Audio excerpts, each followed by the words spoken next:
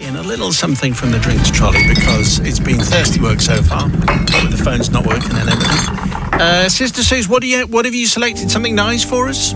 Yeah, I have gone with something nice. It's called What Trees Here, and it's a DDH, which stands for Double Dry Hops, Hazy Pale Lager. It's very tasty. 5.5%. 5.5 is a little bit heavy, I think, for this time of the day. I'll have yours. Okay, Matt can have mine. Yeah. Thank you very much. Okay, so today's confession comes from Alison, who says, now there's quite a few things in this confession which you should not do or try or sample. My favourite kind. Yeah. Nope. Father Simon and the Holy Trinity. My confession, as with so many others, dates back to my high school days in the very early 1980s. A simpler time, as I can hear Matt saying now. Yes, a simpler time. To set the scene, my high school days are not remembered with fondness by me or perhaps many of my teachers. Looking back, I can see that at this stage of my school career, I may have been considered to be a bit of a handful, a gentle term for gobby and opinionated. My school had, until the early 1970s, been a grammar school. Many of the teachers from that era were still around and were firmly of the old school variety. Physical chastisement and verbal humiliation were not obsolete, nor particularly frowned upon, and I was often the recipient of one or both. Not always without warrant, I can now admit, get the emphasis right. Yeah. But let's just say there weren't too many teachers that I actually liked, with one exception, the beloved and appropriately named Mrs. Darling, who taught us cookery, as it was called then. Think Miss Honey from Matilda, and that's Mrs. Darling.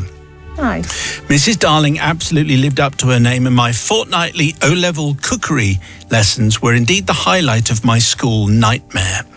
I would even forego my regular and frequent bunking off at my friend's house, usually working my way through a packet of number 6, whilst playing cards, eating pot noodles, and playing on said friend's older brother's drum kit. So she's bunking off, she's smoking, and she's on the drum kit. Yes, that's right. Wow. And eating pot noodles. Okay. That's why she's gobby and opinionated. Imagine then my horror when the news was shared with us that the darling, Mrs. Darling, would not be returning to school after the upcoming Easter holidays, as she had very selfishly, in my opinion, gone and gotten herself pregnant and would be taking a maternity leave. Devastated we were, to say the least. This horror was only superseded on my first cookery lesson post-Easter holidays to find that Mrs. Darling had been replaced by the most dreaded, most old-school variety, Mrs. Torrid. That's what we're calling her. Right. Let's just say I'd had a few run-ins with Mrs. Torrid, and I was most definitely not a favourite of hers. However, I was determined that the love of cookery Mrs. Darling had instilled in me would not be shaken, so I continued to attend lessons. My confession pertains to one particular lesson early in September. The cookery room was set out into very small kitchen areas, and there were 3 of us in ours, from memory, and we were working on shepherd's pie. At the start of the lesson, Mrs. Torrid had drawn our attention to a large vat of chutney simmering on one of the stoves in our kitchen, and asked if we could keep an eye on it and give it an occasional stir, which we agreed to do. As the lesson progressed, and after several chastisements for talking, giggling, or generally enjoying ourselves, I made the fateful decision to try and get the attention of one of my kitchen mates by hurling a fairly large piece of potato at her head. Needless to say... I wonder what's going to happen here. Needless to say, I missed her head. Oh, really? The potato bouncing off her shoulder, and the 3 of us watched as it spun mid-air, landing in the pot of chutney and sinking under the bubbling lava. It was then that we experienced a collective light bulb moment. Although unspoken, the decision had been made to pay back Mrs. T for her chastisements that day by adding to the usual chutney ingredients. As the lesson went on, whenever Mrs. T was distracted or her back was turned, we would giggle with glee, whilst taking it in turns to add something into the pot and quickly stir it in. We very quickly exhausted the store cupboard ingredients, and so were forced to become slightly more creative. Further additions included dust balls from between the fridge and cupboard, some chewed gum, and some of the tissue it was wrapped in, several of my friend Amanda's eyelashes, Oh, dear. and 1 or 2 items I still can't bring myself to mention. Every edition caused increasing hysteria and joy, and who knows what would have ended up in the pot if it hadn't been for Mrs. T turning off the hob and placing a lid over the bubbling concoction towards the end of the lesson. Mrs. T thanked us for our help in ensuring her precious chutney had not burnt. It was then that she told us that it was an annual tradition of hers to present various close friends and family members with jars of the stuff for Christmas. Well, do it in your home time then, Mrs. Torrid. The three of us, holding back our barely contained hysteria, scuttled away almost choking with laughter. Or possibly too many of the aforementioned number 6. And it is at this point, Father Simon, that I must seek forgiveness, not for any upset or distress I may have caused Mrs. Torrid. I'm still not over the trauma from her obvious hatred of children, or perhaps it was just me. But forgiveness I must seek for any harm or distress experienced by those poor unfortunate friends and family members, in particular the one that received that Christmas jar full of chutney, which contained my thumbnail. Oh, lovely. Which I had peeled off. Respectfully yours, Alison, now 60 of age and fully appreciative of just how hideous managing a classroom full of 15-year-olds must actually be. Okay, all right, well, that's very good. Oh, I've been practicing. That's me, that's so good. As you could tell. Yeah. So good. Richard would have loved that. Okay, so Alison needs the forgiveness. Let's go with young Suze, first of all. I'm really torn here because I, like Alison, was also rather chatty at school and often got picked out for talking too much. Were you and gobby and opinionated? Well, I wasn't as strong as that, but yes, I was the chatterbox in the back of the class, and I was with her until she said they put some chewing gum in the chutney, and that I think is unforgivable, disgusting. But you're right, Mrs. T should have been making it at home and not in school time. What does she expect? But yes. I still can't forgive the chewing gum, I'm afraid. Sorry, Alison. Okay, not forgiven, Brother Matthew. I'm going to forgive. And as you point out, what's Mrs. Turgid doing? Making the Mrs. Torrid and Turgid. What's she doing making this chutney on the school's time? I mean, this is stuff that she's given away herself for Christmas present. Also, who gives homemade chutney for a Christmas? I don't want any homemade chutney. And my instinct is, and I don't want it now, and I didn't want it then. And my instinct is that nobody who received that homemade chutney did anything other than put it in the bin. So I think everyone's fine, and what a good way to spend a lesson. So yes, definitely forgiven. Imagine spooning out the chutney and you get a thumbnail. Okay, it's the people's verdict, please. Do you forgive Alison? 61054 on the text. First word is Simon.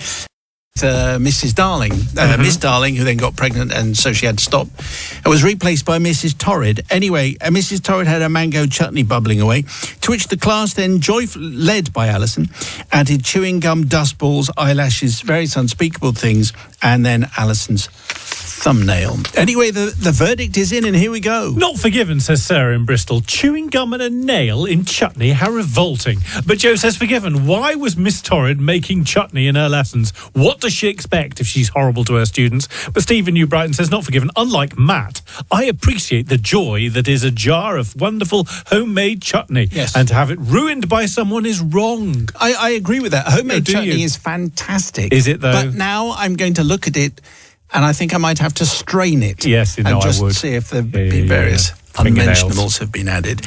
Anyway, if you have a confession, maybe inspired by today, send yours, please, to confessions@greatesthitsradio.co.uk. I feel as though we need something to pick us up just a little bit. And there goes the drinks trolley. What do you have for us, Suze? I have picked something which could be a drink and dessert, which I'm sure you're going to love. It's a winter berry pavlova sour. What? So fruit and pavlova in a beer.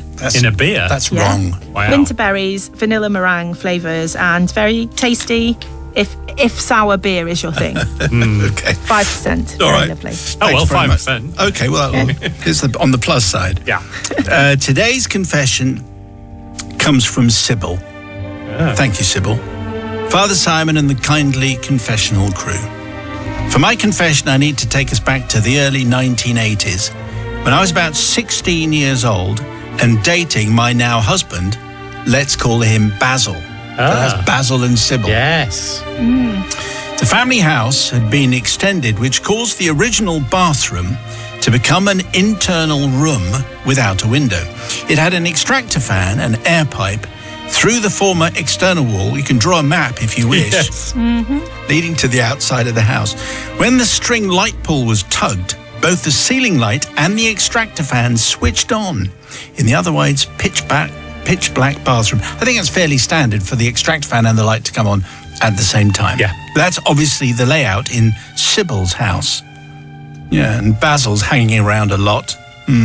I was usually the only one in the family to use that bathroom, and it was very rare that anyone else went in, preferring to use the newly built family bathroom, which was far more swanky with carpet and a bidet, that kind of thing.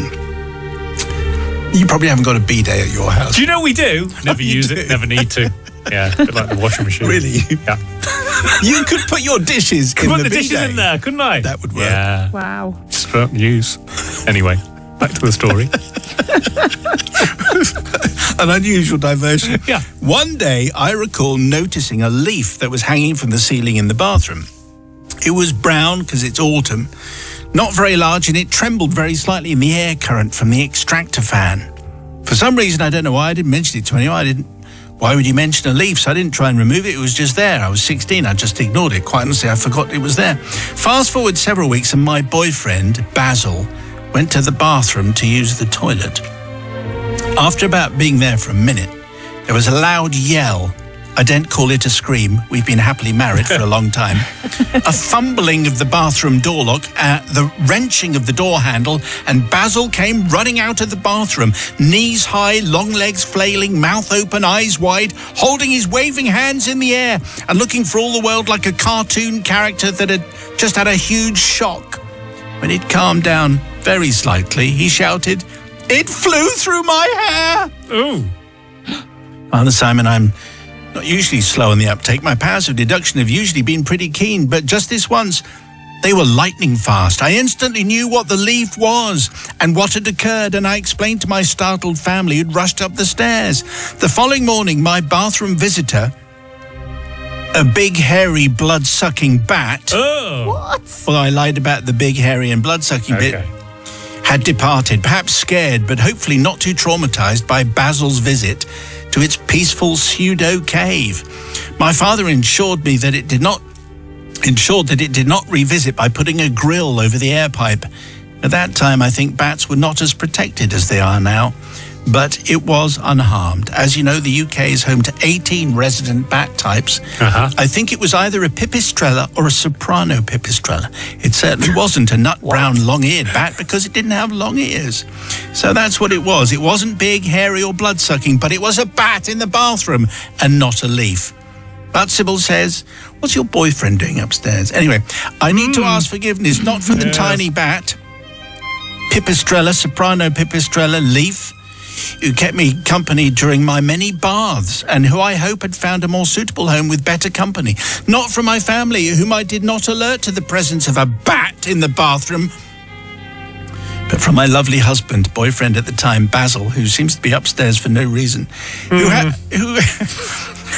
to put up with me retelling this story many times throughout 36 years of marriage. I hope I can receive your forgiveness.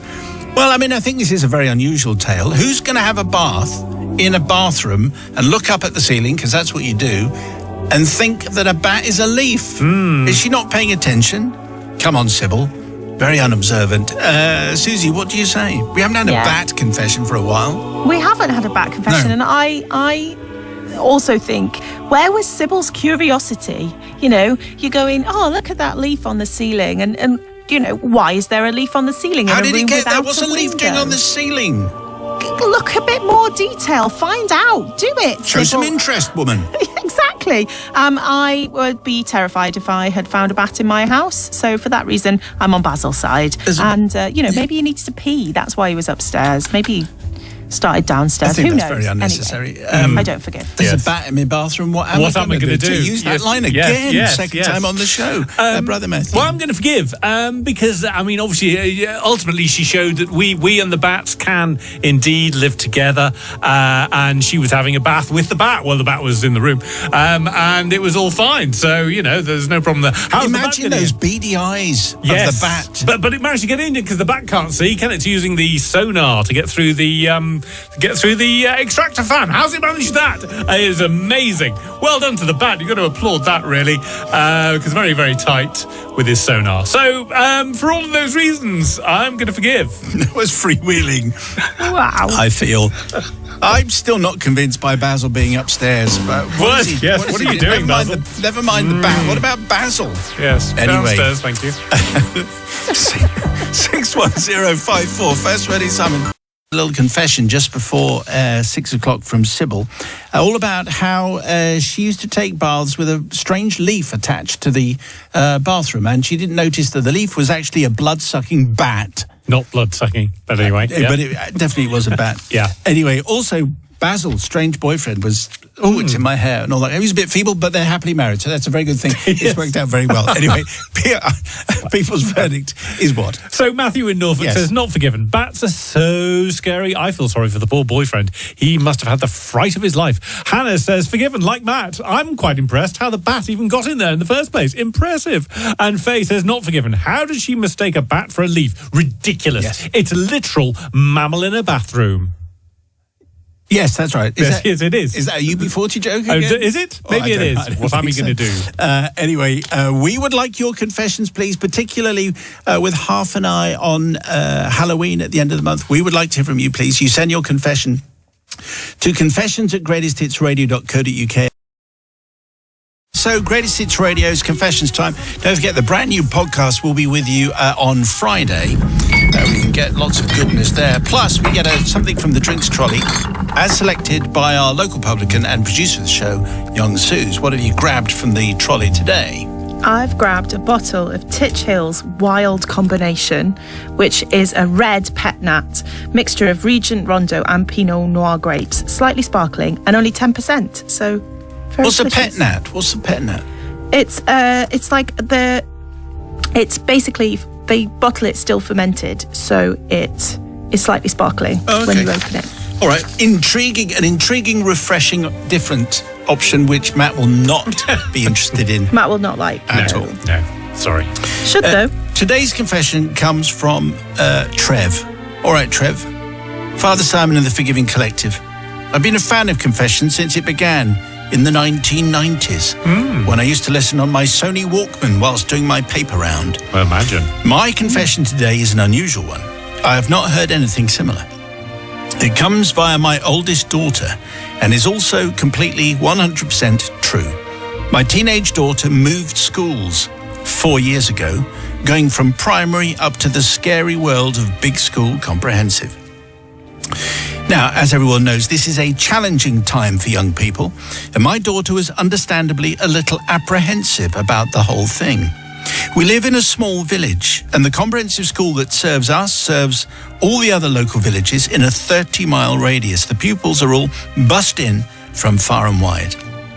In the first week of starting big school, my daughter came home with a smile on her face and an interesting story to tell. In my daughter's first science lesson, their new teacher had them all in a seating plan, boy, girl, boy, girl, boy, girl, and so on. They were each sat next to someone they had never previously met. My daughter did what all shy 11-year-olds would do and tried to chat and make friends with the new person sitting next to her. This happened to be a boy, obviously, because of the seating plan, and we shall call the boy Adam. Okay. In this modern age where phones are an essential part of talking, my daughter and Adam chatted about where they were from. Adam opened his phone and used it to give an indication of where the village that he was from was located. And I'm sure people will be aware of Google Street View. But for any that are not, it's a 3D map of the UK, and a Google vehicle with a camera mounted onto it has driven along every street, road, lane and motorway in our country, taking photographs of the whole enormous road network. Being a geography teacher, says Trev, and a bit of a nerd, I found it quite impressive. Now, to put my confession into some kind of context, we have to put ourselves into the shoes of 11-year-old Adam. On his first day in big school, he sat next to a pretty girl that he's never met. He obviously wants to make a good impression. To get off on the right foot, he's chatting about where he's from, which is a good 40 miles away, and has his phone out using Google Street View to show more detail. Here is the reason for my confession. On showing his phone to my daughter, and informing her, "This is where I live, this is my house." My daughter looks at his screen. There is a picture of Adam's house, and there is a small, orange, rather unimpressive Hyundai car driving past it. And the driver of that car is wearing a red pullover. My daughter looks up and responds to Adam, "Oh, that's my dad outside your house." Wow. What? On a totally random day and time, from around 4 years earlier and many, many miles away, the Google Street View vehicle had managed to drive past and photograph Adam's house at the exact same time that I had also been driving past it in the opposite direction. The orange, unimpressive Hyundai car was my orange, unimpressive Hyundai car. The red pullover was my red pullover. And a few years later, that boy had been randomly placed to sit next to my daughter in their science lesson. And he had decided to look at the Google Street View image of his house with her. So there was Adam impressing my daughter, the new pretty girl next to him, trying to seem interesting, trying to be the type of person that she would like to get to know better and become friends with, only to find that the girl's father was already sat in a car outside his house, Wow. keeping a keen and watchful eye on things from afar.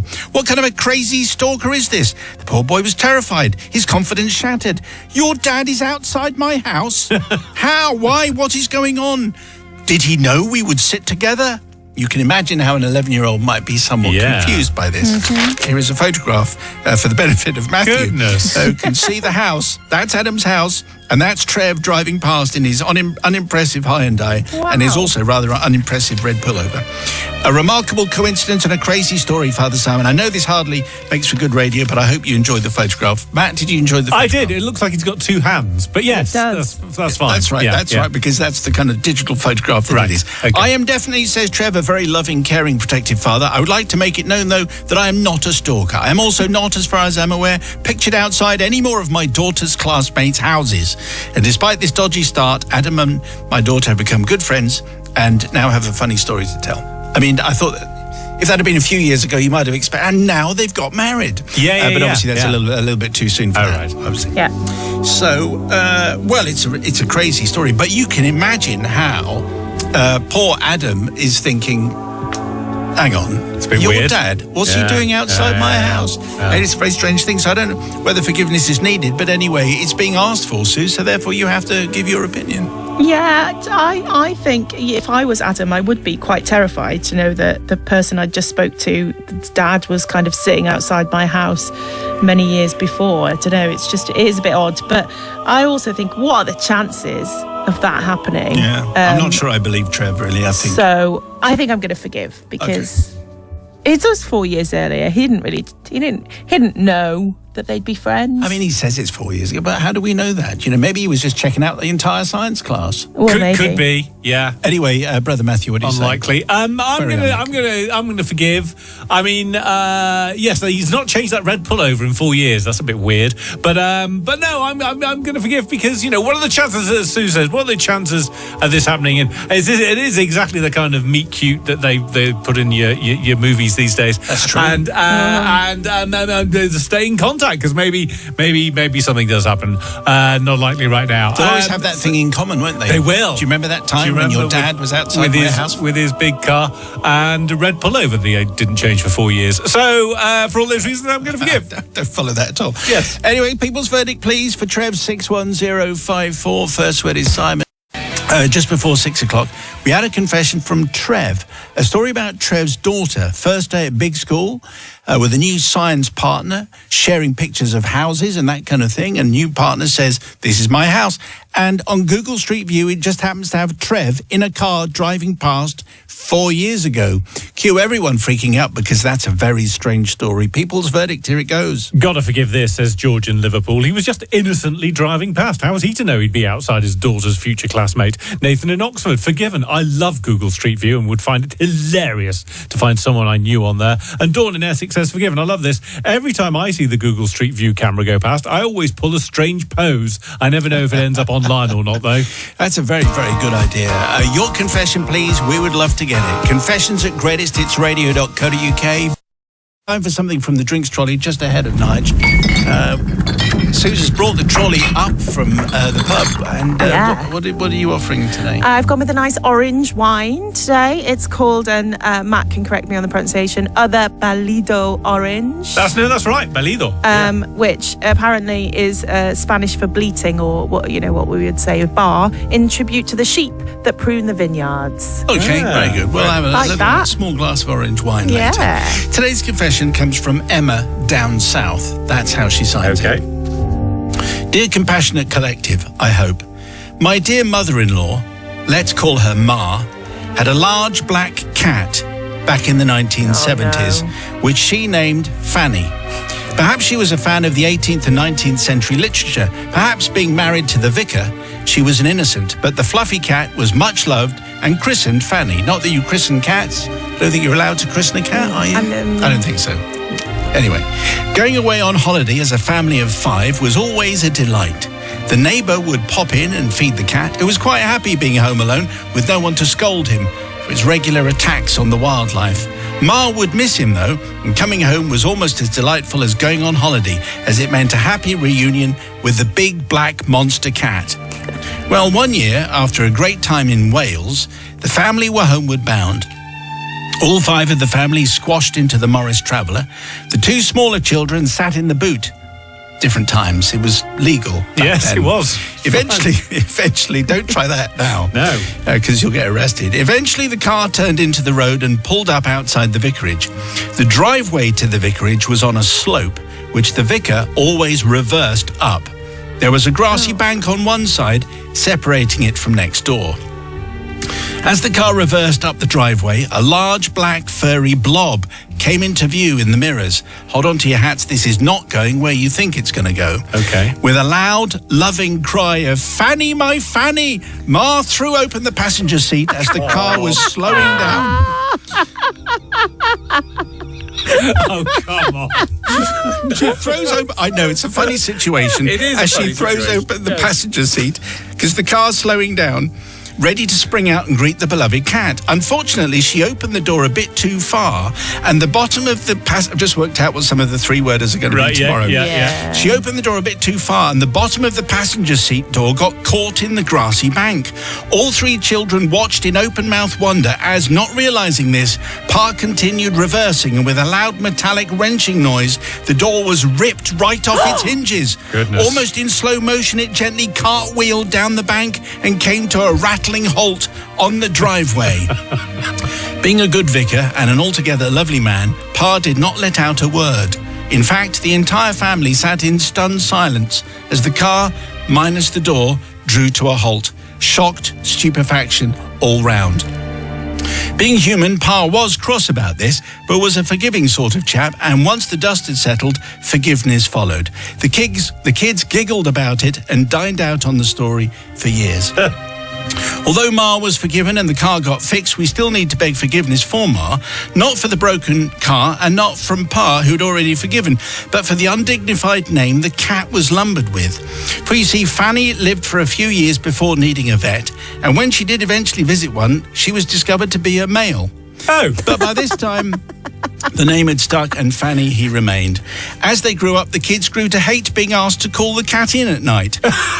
Yeah. Surprise! And it became a source of embarrassment to dear. one and all. Not to mention how emasculated the poor old cat must have felt.